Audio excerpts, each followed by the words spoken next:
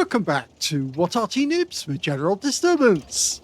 You're looking at the Bishop, the Tier 5 British SPG, located on the south spawn of Mines Encounter. This one is under the command of hossballs. Well, he's having difficulty trying to move to his firing position. There was somebody else in his way, but it won't be long before he's over there. Now the Bishop should have a 25 pounder because that's what they actually had in the desert when they were real. But in actual fact, in the game, they've got a 4.5 inch howitzer, which is slightly more meaty. 450 alpha, 28mm pen, 2.2 meters on the burst radius. And he's looking for any enemy targets on the hill. Already found a T-3485M. He's dialing in, fires his first shot off, lands just behind the guy. Okay, can't get a shot at the guy in the river, but he can certainly get a shot on this T-34. In fact, he's got a red line there, so he can. And it hits the rock instead. We know an enemy's in the cap area. We don't know if the enemy's actually got control of the hill. I don't think they have. But this chappie's in a lot of danger now. And now he's out the game. Yes, he already took some damage from our teammates. And that's the first kill for hossballs. Won't be his last though. I'm predicting big things. Well, he gets some splash damage there on the Tiger for 82. The good thing about the Bishop is the fast reload. Gets a direct hit on that one. 69. The standard reload is 12.37 seconds. And you can see hossballs has got 10.08. So he's actually 2 seconds faster than the standard. We've spotted some enemy and we can get a reset now. And getting resets like this actually does add up to your chances of getting a defender medal, because if tanks sit in the cap like this and you'll keep hitting them, then whilst they're actually building cap points, you're going to build defending points. And that Mitsu 108 is getting right royally hammered. Now the thing is that somebody was saying to me the other day, why won't this Arty leave me alone? Well, you see, Arties take some time to dial in on a target. And once they've dialed in, they've made an investment of time and effort. And they don't want that to be lost. Oh, that's a penetrating shot. So they treat the target like a dog with a bone. And they will keep going at it until they got it. And if that means that the enemy tank has to suffer shot after shot, then so be it. He's going to find it very uncomfortable, but that's the problem, you see. Arty players, they will try and make good their investment of time by killing the target. Okay, he's got to work out where that guy's going because he keeps moving backwards and forwards. Rounds out. He gets a hit on the engine deck there because the guy moved very late. And he's just taken another hit, but he's moving forward, trying to use that rock as cover. He knows when he has to move just a tiny bit, it will upset his aim, but he knows that if he doesn't move, the shell is going to hit him. That's a good hit. He anticipated the guy was going to move forward, fired when it went through the aim point, and then got the shot off. Now, the trajectory of this shell isn't as good that we can actually lob the shell directly over an object that's obstructing us. Certain other Arty can, but this one can't. It's very difficult to actually get behind buildings when an enemy hides behind them. But he can see that Type 58. He just fired a snapshot, and it did hit the target. Enemy targets are being spotted at the back of the map, but they're out of our range, so we can't do anything about them. But we can do something about this VK3001P. Rounds out. And it's a direct hit. Now, there are 3 cappings, so we do have to start pumping rounds in here. And he's marking the area, saying, or telling his teammates to go there and reset. Or at least tell him where the enemy is. He hasn't actually marked them, we'll tell him, but he was aiming in that direction. Go for the KV-1s first. Nope, didn't get that one. Unfortunately, we just lost the T-150. and they've started capping again. And we've just been spotted by the enemy, a T-3485M, the same one that we were firing at earlier. He's now coming in our direction, so we do have to pay attention, otherwise we could get wiped out. The enemy's lost their Arty. In fact, they're down to just 4 players now, and one of them's in our neighborhood. Now, Basotto is fending off that T-3485M. He's there, he's just knocked the trees down, so we fire one in to try and unsettle him. And the Basotto gets the kill. So now, there's only one tank in the cap area, other than our box tank. He's managed to clear the cap area of enemy vehicles. I'm just looking, the box tank's only got 1 kill, so he's not the only one who's been firing in that direction. But their KV-1's still there, but we can fire around in, and we do. Unfortunately, we didn't get any damage there because he didn't move back after we anticipated it. I think he got tracked by the box tank. We fire another one in. Unfortunately, we lose the box tank, but the KV-1 did take damage, so he has been reset. Now we just need to keep these shells raining in on that KV-1. There's another one, and now he's a one-shot. The next shell will kill him, so come on, get that shell in there. Rounds out. Yes, it did kill him. The KV-1's gone down. So there's only 2 left on the enemy team. The Basotto is our only tank, and then it's both Arty. So really, it's about time we need to move north and start shooting at the enemy ourselves at close range. The enemy team's got the Hellcat and the Type 58. Well, I think the Type 58's behind the church. Yes, we can just about make him out now, so he is there. He fires around in and just misses. I think he can hit that target, although it's a difficult shot. Type 58's trying to side scrape off the side.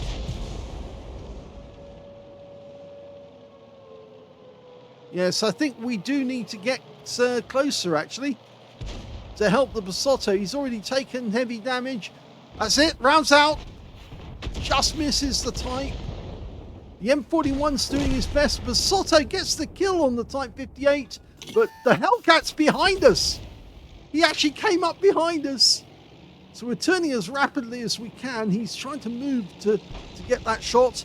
The Hellcat's going for the M41. He should be going for us. We're the faster firer, and we've got a penetrating shot on the Hellcat's rear.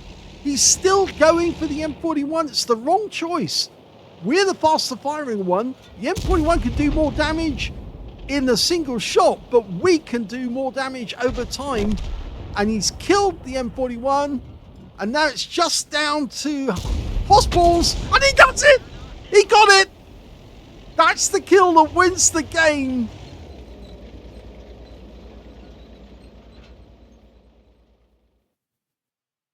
Here's the end of battle results for that very exciting game. That was an ace tanker game for hossballs and the Bishop. He managed to get a bruiser medal for getting at least 5 critical hits. He got 9. A high caliber for dealing the most damage in the game. And on top of that, he got a Confederate as well for hitting more of the enemy than anyone else on his team, despite the fact that he got 3 kills in that game as well. His win rate was 9,351, which is super Unicum standard and quite a bit more. Let's have a look at team score. Well, definitely the highest damage, 2,462 hit points to hossballs.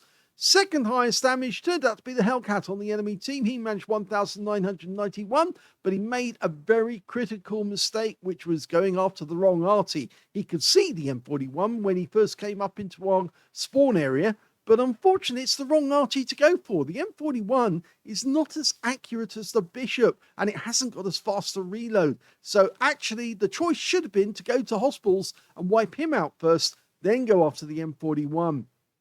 The third choice, third on damage is the Basotto, who stayed alive for a long time, and he was actually in the cap area when the Hellcat turned up behind us. He got 1,770 hit points, and he nearly lost all his hit points when he was trying to take out that Type 58. When it came to kills, the Basotto, well, he came second, but the high scorer was the Hellcat. He got 5 kills in that game. Basotto came second with 4. The Type 58 got 4. And then we've got hossballs with 3 kills alongside the T-34 on our team who got 3. When it came to base XP, it's hossballs, 895 to him, 791 to Basotto, and then we've got the Type 58 on the enemy team who actually got 676. So he did very well because he just pipped the T150 on our team to the 3rd place on base XP. Hossballs fired 32 rounds. Now remember, this Arty actually only has 39 rounds, so he still only had 7 left at the end of the game. He got 12 direct hits on the enemy and 4 penetrating shots. Now, shall we see which ones he actually penetrated? I'm pretty sure he penetrated the Chaffee, but yes, he did. You can see that 52 hit points. So the first kill he actually made.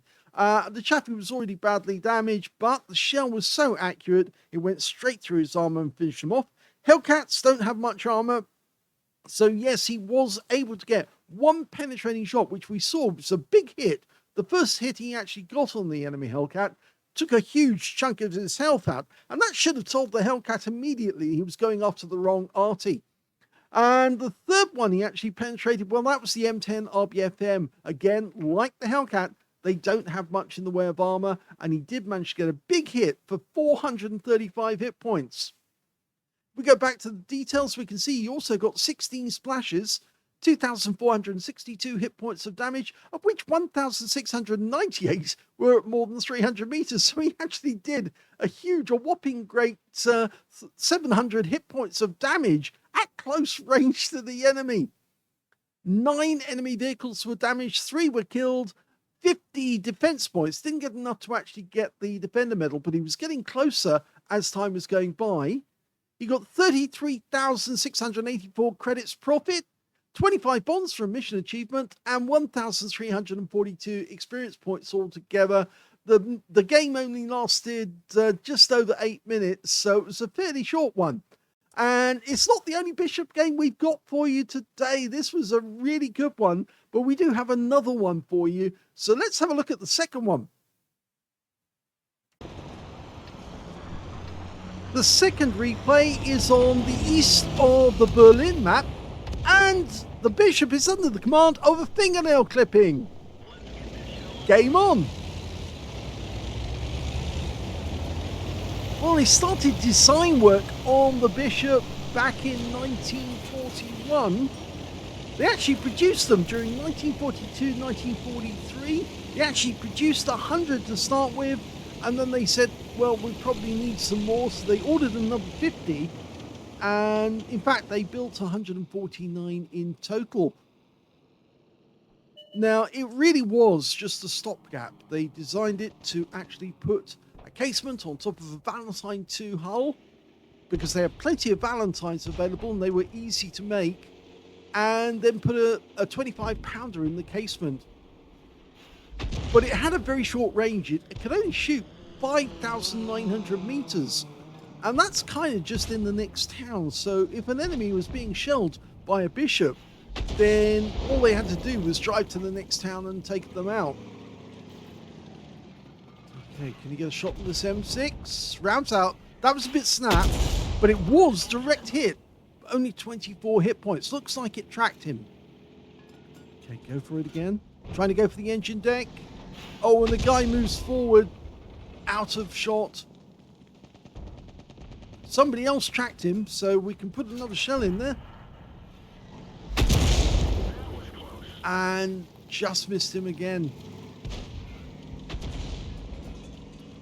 Now, it's interesting actually, because the British ordered, of course, the Sexton, which was based on the M4 with a 25 pounder gun, because of course the 25 pounder was the standard British artillery. 87.6 millimeters in caliber, it could actually fire an HE or an armor-piercing round. But the elevation of the gun was limited to only 15 degrees, and with a 4-degree arc either side, it meant that if this Arty was to actually pump out shells to bombard a target, then they had to keep moving the vehicle about to get shots on the enemy. And of course, the driver was actually acting as a kind of second loader during these battles, because after he'd parked up the vehicle and they were ready to start shooting, he would go round to the trailer, which was actually being towed behind the tank, and get the shells out, because they carry this trailer, towed trailer, with all the 25-pounder shells. He would then take the shells out of the trailer, put them onto the engine deck, where the loader would then pass them and put them into the breach, and they'd had those doors open at the back of the Bishop to enable the loader to pick the shells up and pass them through. Oh, he's just been spotted, and I think it might be that T1 Heavy who spotted us. And enemy Arty's firing. That was close. The enemy Arty in this game is a Gorilla and an AMX-13 F3AM. I don't know which one of those it was, but I suspect it might be the Gorilla who got that quick shot off. Oh, that's a direct hit. He aimed for the M10 because the T1 Heavy just got wiped out. And now he's trying to get shots on the M10. He can't see it at the moment. Our teammates aren't spotting him. But he is still there. Yes, he is. Rounds out. Close, but no cigar from that one. Just needs to pull the aim back at the aim point a little bit further back. Somebody else is requesting fire on that guy. Our KV-1SA wants him taken out. This is where I normally respond by pressing the T key to show, yes, I'm working on it. And he's got the kill. Now, what's going on here? We've got enemy tanks coming up from the south. A Panzer IV Aslains H is on approach. And he gets a nice clobber on him. 186 hit points and 3 critical hits. That guy really is suffering at the moment. And he's just been wiped out. He must be furious, because both of those shots were while he was on the move. Rounds out the T-34, but he pulls back just in time.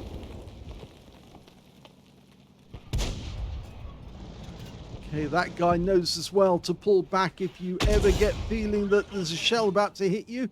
He just got tracked. It's actually fairly easy to get hits on an enemy tank if they just expose the corner of their vehicle on a corner of a building. Oh, that's a penetrating shot. The Panzer IV F-Spy. Definitely, oh, he's gone into cover. He doesn't want to get hit again. Type T-34 takes another shot. These are very good shots, actually. These tanks are on the move, but he's actually lining the shot up to actually hit them whilst they're coming towards him. Another hit, 141 this time. He's going for the side of that M6. He should be able to hit the engine deck. Nope, the guy moved. That's a shot from the Su-8. Didn't get a lot of damage, but this might. And 78 hit points. Oh, he went down very quickly. The AEC got a shot on him. Okay, we can't see the enemy there, but we can certainly see this guy. He's had enough and he's backed out, and the AEC got him too. Now, where's that M6? He went down into the dip, the gully. Oh, he's pulled out the other end. Rounds out. No, didn't give enough lead there, and he's going to be behind the building. No, no shot now. Unless you can thread the shell through one of those windows, I don't think you're going to get a shot. I think he's pulled around there because he's not very experienced and he doesn't know what to do now.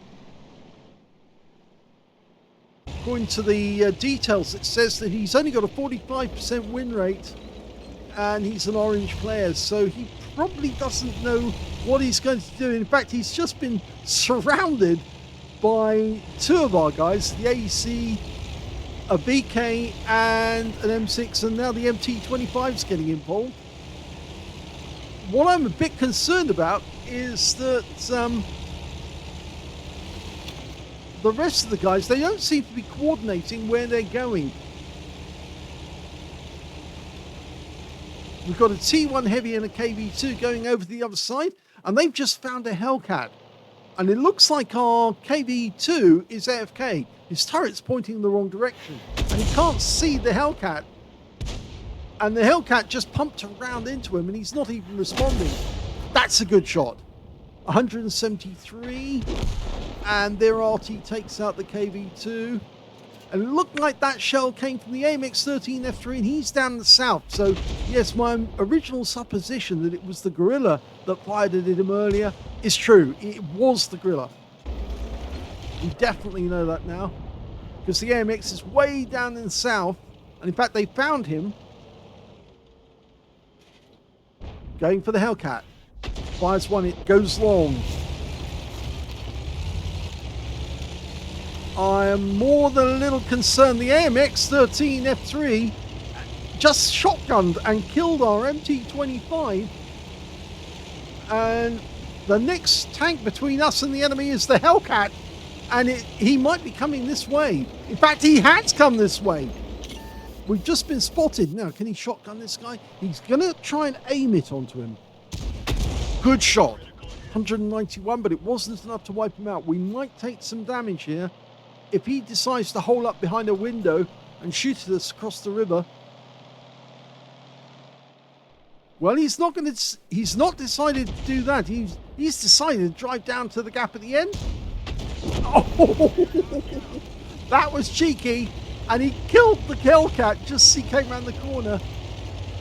Okay, there's only 3 enemy left. The T-14, the AMX-13 F3AM, and the gorilla on the enemy team. We know where 2 of them are. We don't know where the gorilla is. I think the gorilla is in the north. That's where the shell came from when we were parked up and got spotted by the T1 Heavy.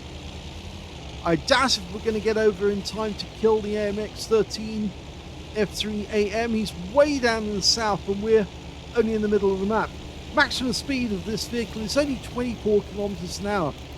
That's slow, but it's not slow when you compare it to the 30 kilometers an hour that the Fifi will actually do.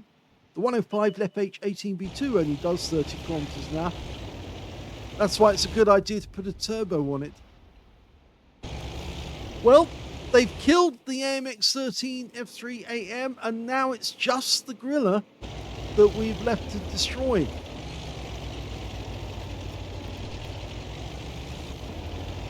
So far, Fingernail Clipping has 3 kills and a whopping 2,154 hit points of damage. I think that's enough to guarantee he will get a great result out of this game. He's been pumping those shells out, trying to get as much damage as you can. In fact, with the Bishop, because you have to be close to the enemy, you just really need to maximize your firepower. Keep pumping those shells out at the enemy as fast as you possibly can to hit as many enemies as you can within the short period of time you've got in the battle. We can't see the gorilla at the moment, but he's probably somewhere around.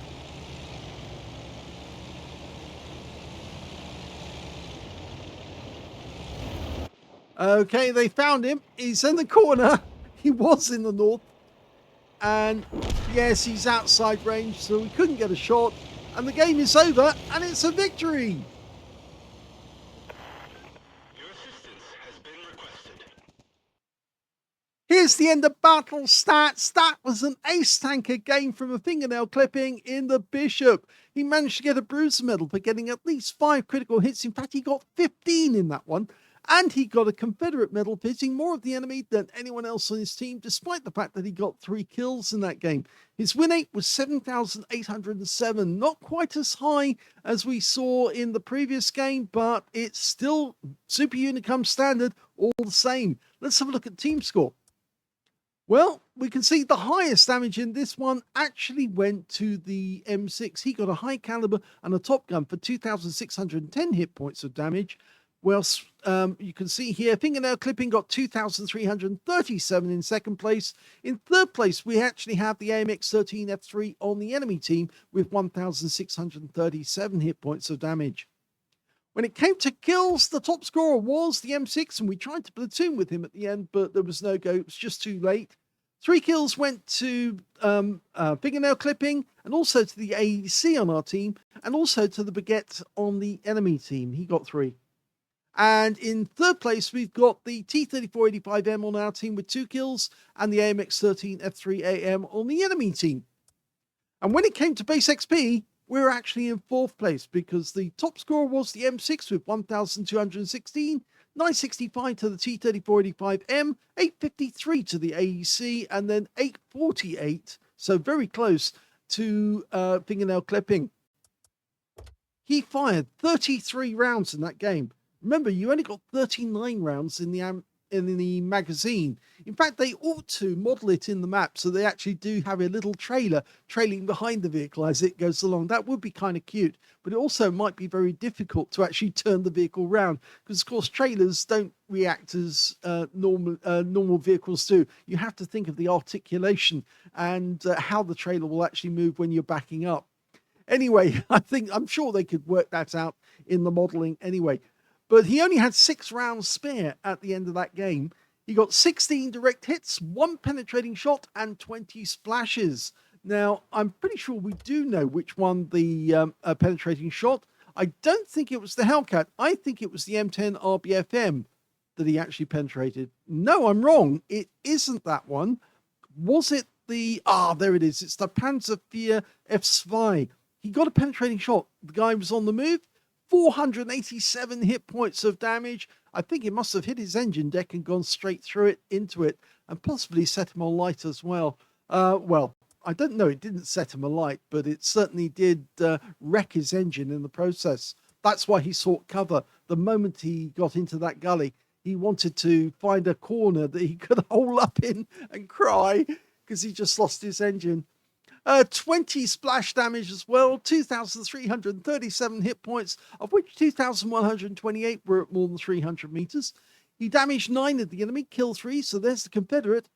And on a free-to-play account, he actually made a profit of 16,962 credits and 848 base XP out of that game as well. So 2 great games, a fingernail clipping in Berlin and hossballs in the mines game. Well done to both of you for getting ace tankers. I hope you enjoyed that replay or those replays. If you did, please give this video a like. Do subscribe to our channel. Leave a little comment down below because it feeds the algorithm. And thank you for watching.